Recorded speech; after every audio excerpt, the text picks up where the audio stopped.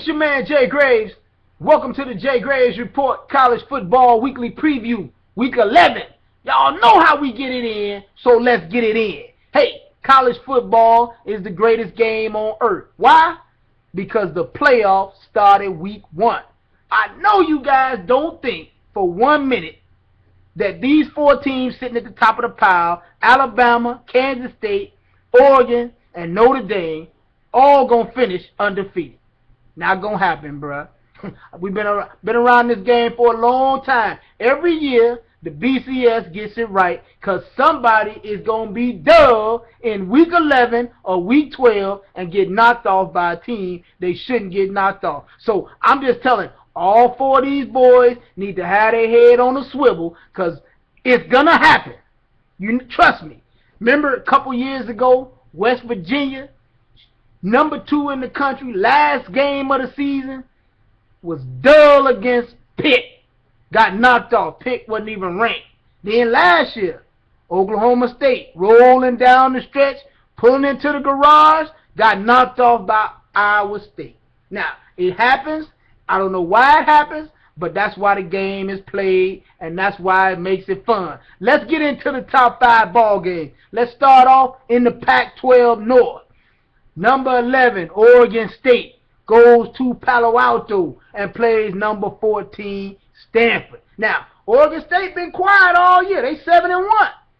Cody Vaz and company been showing out. They got the number 21 ranked offense, passing offense in the country.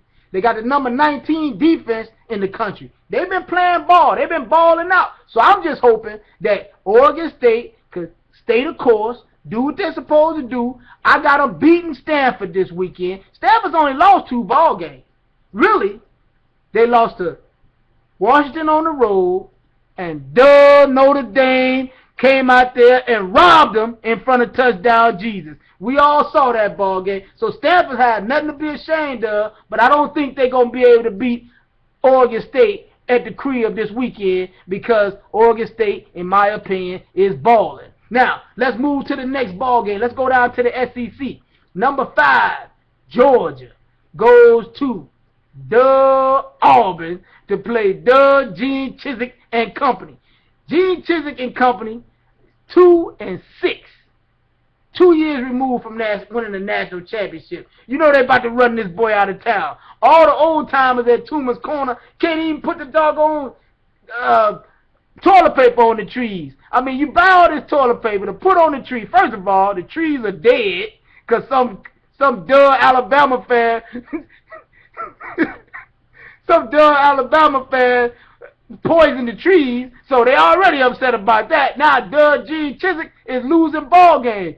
No way possible that Georgia lose this ball game. It's too much on the line. If they win this ball game, they'll clinch the Eastern Division of the SEC. They'll be back in the SEC title game in Atlanta in a few weeks, beginning of December. So let's move on to the next ball game.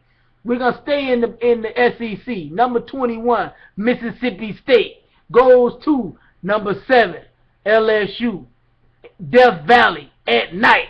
Now, I know Mississippi State is 7-2. They were rolling for a minute. Everybody thought they were the real deal. But like I always say, Mississippi State is Mississippi State. And they're going to catch LSU when LSU has nothing else to play for. They've lost 2 ball games. They're out of the SEC hunt. They're out of the national championship hunt. They're going to blow the doors off of Mississippi State this weekend. They can come in there with all those doggone cowbells if they want to.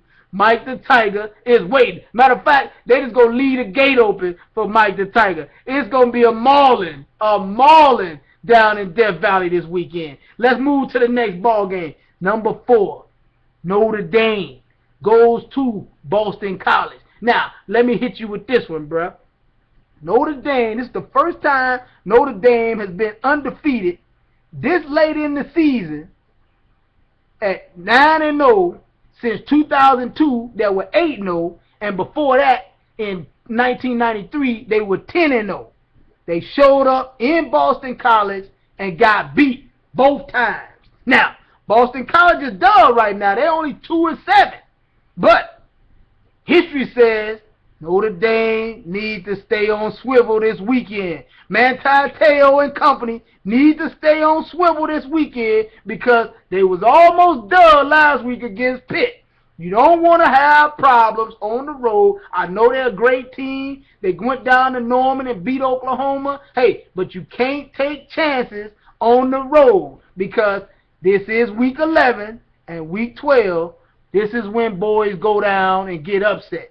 Don't go down there and get upset, Notre Dame. I got Notre Dame winning this game easily if they don't go down there and go to sleep at the wheel. Now, let's go to the next ball game, the last ball game. Number 15, Texas A&M goes to Tuscaloosa, plays number 1, Alabama. Now, I've been saying all year, Alabama's defensive secondary is suspect.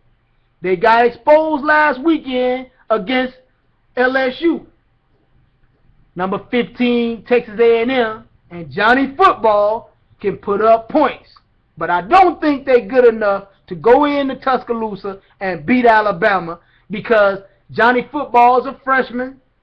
He makes dumb mistakes if you force him to throw the football. That's what LSU did. He was destroying LSU in the first quarter, first 2 quarters. All of a sudden, they locked down on him, made him throw the football, and he started throwing picks.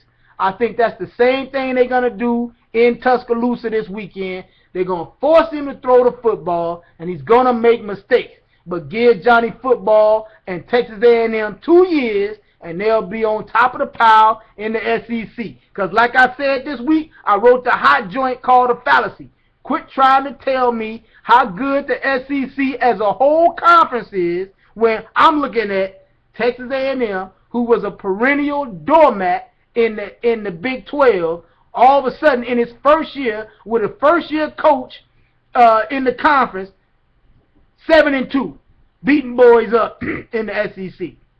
So quit talking to me about it. If you want to read that joint, go to the blog, check the joint out. It's called A Fallacy. I laid it all out there. I'm giving mad props to LSU, Florida, Alabama. Those are the teams in the SEC that are always good. The rest of them duns are eating off of those plates, everybody else's plate as Shoney's. Hey, hit your man up. It's your man Jay Graves at the JayGravesReport.com, or you can hit me up on Twitter at JayGravesReport and holla at your boy.